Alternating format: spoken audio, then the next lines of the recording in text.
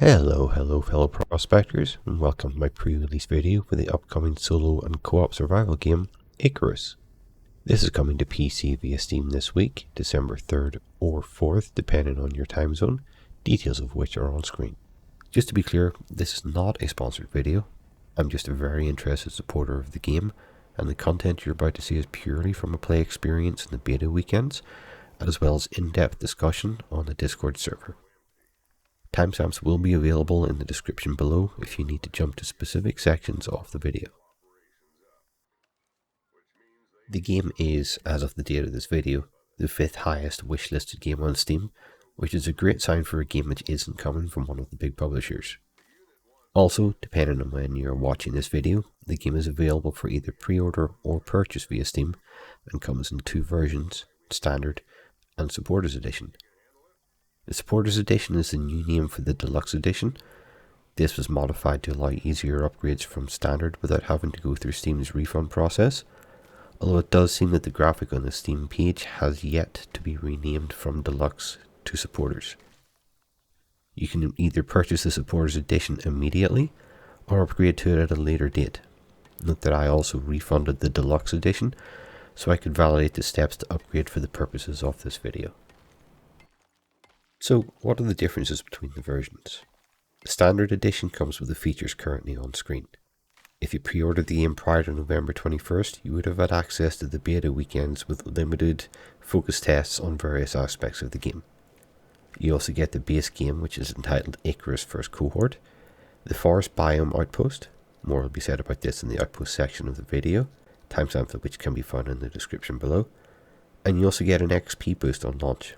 The exact value and duration of the boost is still to be communicated though. Supporters Edition includes the content from the Standard Edition with some additional extras. You get automatic access to the 2 currently planned DLCs, New Frontiers and Dangerous Horizons, and you also get 2 additional outposts, an Arctic outpost and an extra forest outpost, as well as an upgraded environmental suit, which is an additional built-in water slot, and that extra slot might come in handy at some point. One thing to note is that players with the Standard Edition get access to the exact same survival map as those with the Supporters Edition. There was some lengthy discussion on the Discord server during various beta weekends, where people were misled into thinking that the Standard Edition only got access to the forest biome, whereas this was just confusion around limited comprehension between the outposts and the normal game. So, what do we know about the game? Quite a bit actually, although the devs have kept some details behind closed doors, only hinted at in demos and dev streams. The game itself is set in a future when mankind has discovered a planet with the potential to become a second Earth. This planet, named Icarus, is a moon orbiting a distant gas giant and has underwent the initial stages of terraforming. However, as always, disaster struck when a previously unknown substance affected this process.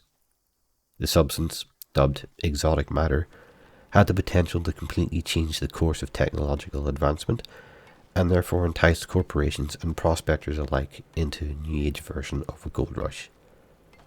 The first group of prospectors, that is, the players, to reach the planet were named the First Cohorts, and this is the basis of the game as it stands. The game follows the tried and tested format of survival games. Spawn in, collect materials, craft, build a base, earn XP, level up, and then hope to survive long enough to establish yourself on the planet. However, unlike most other survival games, you do not play one single persistent session for however long you want. Instead, the core game loop consists of a mission structure where your persistent character takes part in multiple drops, or prospects, with defined objectives and rewards provided by 3 main corporations within the game world. These corporations set your goals, including a time limit. You start the mission and hopefully get back in time with successful completion of some or all of the objectives. This allows you to earn an undetermined amount of 2 persistent resource types. From the latest beta weekends, these appear to be research points for unlocking one of the 3 main tech trees, and an exotic currency, the use of which has yet to be revealed. For solo play, you pick and set up your own missions. However, for co-op play, there is a choice of joining an existing session from somebody on your Steam friends list, or what appears to be a quick play function, although that was not a feature that was enabled for the beta weekend, so we don't really know what that means. As for tech trees, the game has 3 which you have to play around with in order to determine your character's growth. There's an orbital workshop, there's a tech blueprints, and then also your talents tree. So the orbital workshop tree is where you spend the research points, and assumedly the exotic, in order to unlock and produce exotic level items that you can bring down to the surface with you. Shown on screen is an example of the very basic tech that was created to test the feature for Beta Weekend 7, although it has already been communicated by the devs that this will not be the final version in terms of items or costs, and was only to show the functionality. The other 2 trees are directly tied to your character's level, and this is only increased via experience generating actions on the surface. The tech blueprint or planetary tree contains all the items in the game which your character can craft. In the beta weekends, we really only had direct access to tiers 1, 2 and 3, with tier 4 locked behind an inaccessible fabricator, and it's likely we're going to see further tiers either through the normal release schedule or as part of the DLC. Additionally, depending on your preferred playstyle, you may or may not need to actually unlock certain blueprints. For instance, you might decide you want to focus only on bows for combat and completely ignore everything else, like spears. Or you could decide you don't want to build a house, and instead you want to live in caves for the entire mission, which is something that is perfectly viable, so you don't need to spend points on any of the structure blueprints. The talent tree is where you can draw similarities to classes in other games. These allow you to specialize your character based on your playstyle, or to ensure a good balance in co-op play. You can choose to be a stealthy hunter, sneaking up on the prey to poke them in the eye with a stick, or you could be a resource gatherer, specializing in mining ore and stone to complement the points that you spent in the construction tree. The current dev stance is they want everyone to be able to eventually unlock most of the talents they want after specializing at the early levels, and to have enough tech blueprints to unlock all the crafting recipes as well. So what about the map and the environment we'll be playing in? When you select and start your mission, you'll drop from orbit in a nicely furnished dropship. This will also be your only way off planet, and you have to return to the dropship in order to successfully leave. Dying without a respawn point or a teammate to res you will also allow you to drop in a temporary pod, and that's usually fairly close to the location of the original drop. Once you land, you see the game is set on a handcrafted map with real dimensions of approximately 8 kilometers by 8 kilometers, or 64 square kilometers. It's easily bigger than most of the maps in other games. For example, Rust has maps that vary between 16 to 25 square kilometers, and while Ark has maps which are much bigger, Crystal Isles for example is 240 square kilometers, that has transport modes which lets you get around the map, so it's completely viable to have maps of that size. So anyone moving to Icarus from any other survival game should not really have a problem with the map size. The map is also broken up into smaller 500 meter square grids, which makes location references a lot easier. It's made up of 3 main biome types, each of which can be found in 2 separate areas of the map. The forest biome, which takes the majority of the southeast of the map, is where most of the beta weekend gameplay took place. There's also another biome which looks to be forest in the northwest, however this was not unlocked in the betas, so we were unable to confirm what type this was. From trailers and snippets leaked, however, it does appear to be more of a Riverlands type of environment, which the map layout does seem to suggest.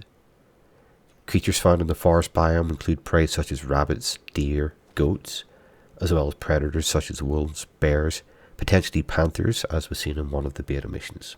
There's also an Arctic biome, located in the centre of the map, as well as the extreme southeast. During the various beta weekends, this was home to animals such as snow wolves, snow leopards, polar bears, and woolly mammoths. The last biome is the desert. This is located in the northeast, as well as potentially the southwest, although only the northeast was available in the beta weekend. Creatures found there so far are more goats, antelopes, elephants, hyenas, and lionesses, although obviously missing were the male lions. The game also has a day-night cycle, with a full day in game 24 hours, taking 92 real minutes to cycle, or 1 hour of game time taking 230 seconds to pass in real life. The time of day in game also affects your local temperature, modified by whatever biome you're in, with the desert being hotter during the day and colder at night than the forest, and the Arctic just being cold all the time. Weather also plays a part in this, with each biome having its own types of weather. And the weather does more than just affect the temperature. Other games like Ark do temperature differences based on your biome, but Icarus goes one step further, with dynamic weather events actually affecting the environment in one way or another. The forest biome will have normal weather, like mild or severe winds, where trees will blow down and any structures you built might take damage, or you get a thunderstorm and have to deal with lightning strikes, which isn't really too bad because the rain will usually put out most of the forest fires that are started by this. However, flash storms don't give you that luxury and will generate extreme amounts of lightning strikes. Desert also has its own weather patterns, from sandstorms to heat waves to a full-blown shamal, which is basically a sandstorm with added lightning and a heat wave thrown in for fun. The Arctic has severe winds, snowstorms, blizzards, so it's basically the other extreme of the desert weather. Needless to say, don't run the risk of running around in most of the weather or you're likely to take a lightning strike to the face. I did do it, did not capture it on video, that totally does not exist. The day-night cycle also has one other gameplay feature to make things fun. Nights on Icarus are dark, extremely dark. In the early betas it wasn't too bad, but around beta weekend 4 it seems a tweak was actually made to increase the darkness at night, making it very difficult to navigate outside without a light source. The downside of that being that light will attract unwanted attention, so be very careful. The good news is you can time skip in the game to bypass the night by having all connected players sleep at a bedroll. This will jump directly from any time after 7 PM to 7 AM the next day. It does, however, mean that you need to be near a bedroll to do this. It doesn't mean, however, that everyone needs to be at the same bedroll. For instance, I was able to sleep in a bedroll in an Arctic cave, while another player was 4 grid squares away in the forest. On that note, the last main talking point about the environment is the presence of caves in the game. And they are essential as they are the only locations where you'll find the necessary ores to craft the higher tier tools and workbenches, most of which require at least iron or copper to craft. All of the biomes have caves in them, although some are well hidden behind cave walls which you'll need to dig through with your pickaxe. Inside you'll find various ore nodes for iron, copper, coal, gold, platinum, and titanium. All but the last two can be mined using starter pickaxe, but you need to tech up to at least steel to be able to mine the platinum and titanium. And additionally, the higher the tier of the tool you have, the more you gather, and faster too. Caves in the forest and desert biomes are also guaranteed sources of water. This isn't really an issue though once you know where you are. In the Arctic, as you would expect, anywhere that there would be water in the caves in the other two biomes is going to be frozen, so you're out of luck if you're looking for water there. So what about the graphics? What does the game look like? The game itself is built on the Unreal Engine 4, and if you've seen any other games built in this engine, you'll know that it can be extremely visually impressive. Icarus is no exception to that. The game has both DirectX 11 and 12 executables, so you can choose which to use yourself. Both have their benefits and drawbacks. During the beta weekends, DirectX 11 was the most stable version, and although that API doesn't have the latest and greatest features that 12 brings, it is still fully capable of rendering a breathtaking environment. However, if you choose to run on DirectX 12, you'll also get to experience the new features it can offer. For NVIDIA RTX GPU owners, the game does use both the ray tracing and global illumination features of those cards, but remember, these are only available under DirectX 12. Both versions of DirectX, however, do support DLSS 2.0 on RTX cards, and it's highly recommended to enable this. I saw an immediate improvement to both visual quality and frame rate with DLSS turned on. AMD card users can also use their FSR features to enable similar visual and frame rate improvements. During the beta weekends, there was a noticeable improvement in the game engine optimization between the weekends, and the devs are working with both Nvidia and AMD to continue to optimize the game for release. Nvidia owners should also expect to see a game-ready driver release around the release date of the game. So now that we know a bit more about the environments, how do you actually get the XP and what is the best way to get this? The short answer is nearly every action you take in the game will reward you with some XP, scaled up based on the perceived difficulty or the time effort required for the action. Pick up items like stones, sticks or fiber from the ground and you will get experience. Crafting items from those resources will also give you some. Picking up stones and sticks, crafting an axe and chopping down a tree will also give you experience. So will crafting a bow, some arrows, and shooting a deer or an attacking wolf. And so will skinning that animal with a knife you craft. So basically everything you do, with the exception of potentially smelting ore or drinking water from a stream or just running around, will give you some sort of experience. There was some ongoing testing during the beta weekends to determine the most efficient method of getting to the level cap. Some players lean towards crafting a bow and arrows to go hunting wolves. Others say gathering resources and crafting is the fastest. Others will say you pick specific talents to maximize your resource gathering and go chop down trees or hit rocks for 30 levels. However, from my personal experience, it will all come down to your own preference and the amount of effort that you want to put into it. During the beta weekends, the level cap was set to 30, with mainly linear increases between every 5 levels once you get past level 10. So if you enjoy being a hunter, spend all your talent points into hunting and a weapon line, and then you're obviously going to get the best XP by hunting. However, you need to actually hunt, and sometimes you can go for minutes at a time without seeing anything to shoot. This is especially true in the forest biome where sightlines are blocked by trees. If you spawn in the desert, you definitely will not experience this issue and can easily get the 325,000 experience required to go from 25 to 30 in about 15 to 20 minutes with a bolt action rifle.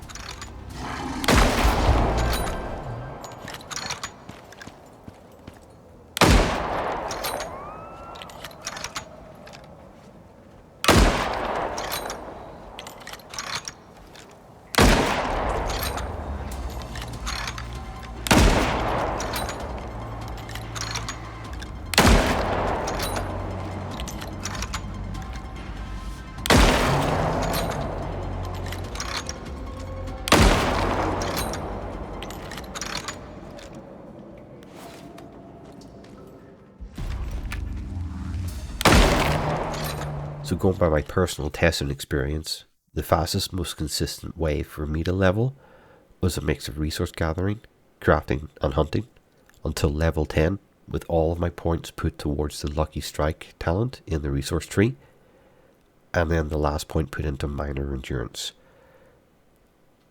The purpose behind this is solely for the Lucky Strike talent. So in every swing of the pickaxe you make on mineral or ore nodes, you have a 1% chance to completely mine the entire node.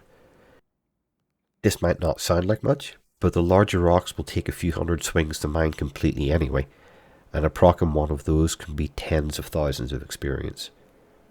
Looking at the proc I made in the cave wall on the screen, you'll see a proc near the start of the mining process give me 121,000 experience. And that's nearly enough to do 2 full levels between 25 and 30, or 4 levels between levels 10 and 15. Yes, it might be boring, and you will likely also need to defend yourself against some predators, but if you are looking for the fastest way to level instead of exploring the game, you probably don't care about that anyway. However you decide to level your character, you will always have various options and methods there.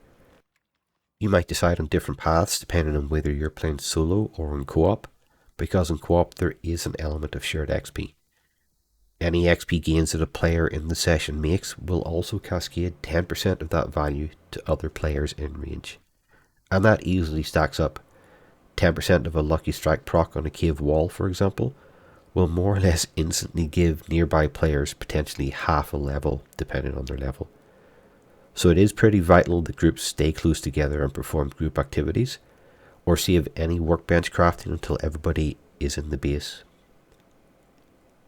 So what else do we actually know about co-op? The game can easily be played solo. I played the majority of the beta weekend solo and had very little difficulties on that. However, they were easier in co-op. That is a given. Rocketworks, the developers, describe the multiplayer setup as peer-to-peer, which you could possibly say is partially correct, as long as you're only applying non-technical gaming perspectives to that terminology. To be more accurate, the game is built on the Unreal Engine 4, which uses a listen server and client setup in its non-dedicated environment. This means that at least one player needs to act as a host at all times, whether they're playing solo or in co-op. It removes the need to have hosted dedicated servers, and while this makes sense from a scalability perspective for the developers, it also puts a large strain on players' PCs, some of which might not know the added requirements of hosting and how those requirements would scale upwards based on how many players are in the session. While you play solo, you're still technically hosting your server, but only you're connected to it, and the latency to your server will be 0. However, the instant someone else joins your game, your hardware and internet connection will start requiring more and more resources. The player acting as a host will notice their CPU and memory usage increasing, but they shouldn't notice much beyond that. However, the client player will notice any latency issues caused not only by their own connection, but also that of the host player. Add on a second client player, a third, right up to the 7 that's required for a full 8-player co-op session, and you need to hope that the host has a powerful hardware setup and reliable internet connection. This also means some additional planning will be needed for regular groups to identify who not only has the best hardware for hosting, but also who has the most centralized location and the most stable connection. It is, in my opinion, the best choice for a game of this type, without having to rely on expensive dedicated global server infrastructure. Good news is that the player who initiates the mission doesn't need to be the host after the initial drop. As soon as multiple people are in the drop, you can disconnect, and another player locked to that mission can start it up as an alternative host. This also means you do not need everyone online at the same time in order to play. Also evident in the beta was that a successful co-op mission did require everyone to actually leave the planet before anyone got credit, so please hope that no players join and then disappear for a week, or the entire group might be in trouble. Additionally, feedback was given to the devs that there needs to be some sort of session management included in the mission setup screen. The talent tree has a solo branch which only works when you're in a solo session, for example. The instant another player joins this session, the entire tree gets disabled, so potentially all of your talent points are inactive. This, along with the desire to play solo if you want to, has led some players to ask if there are plans to add session passwords to the game. So since the majority of the play is based on time-limited missions generated at the start, does this mean that the game really isn't a sandbox game? And unfortunately, the answer for that is yes. The regular gameplay loop is not as much of a sandbox as it is mission-based objectives. Players who are interested in a more sandbox type experience do, however, have the ability to use the Outposts features within the game.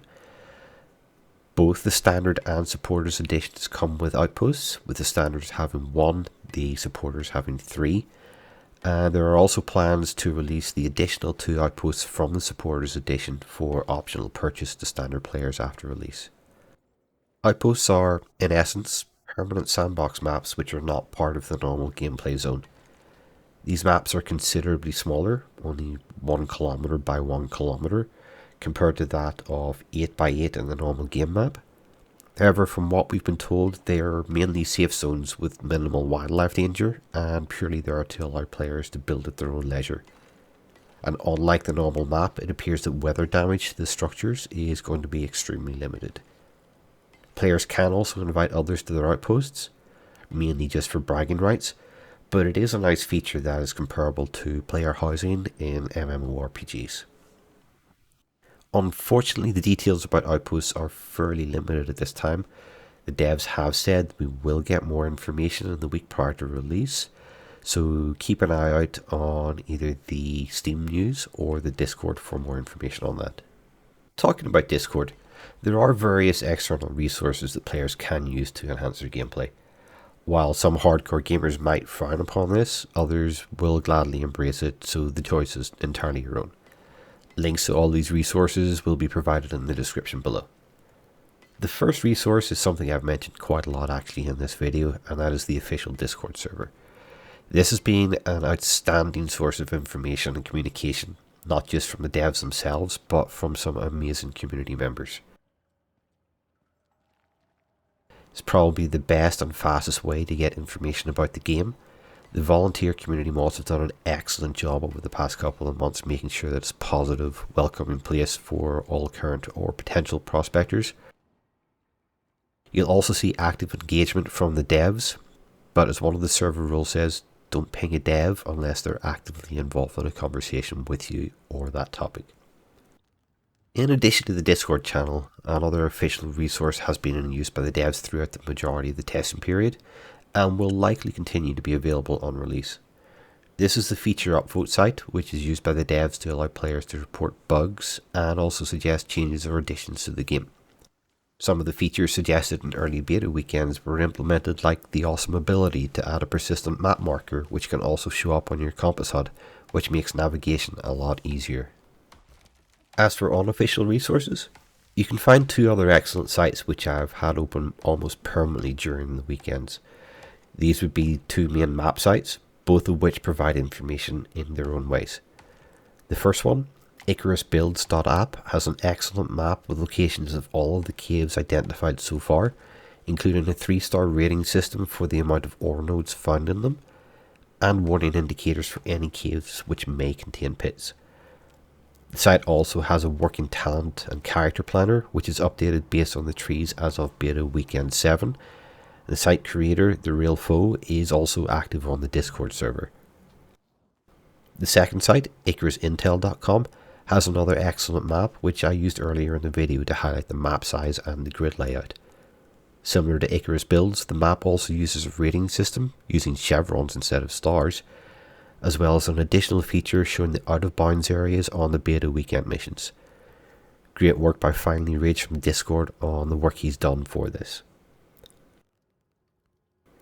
Finally, we have the wiki that's been created by a very hard-working group of people over at Icarus.fandom.com.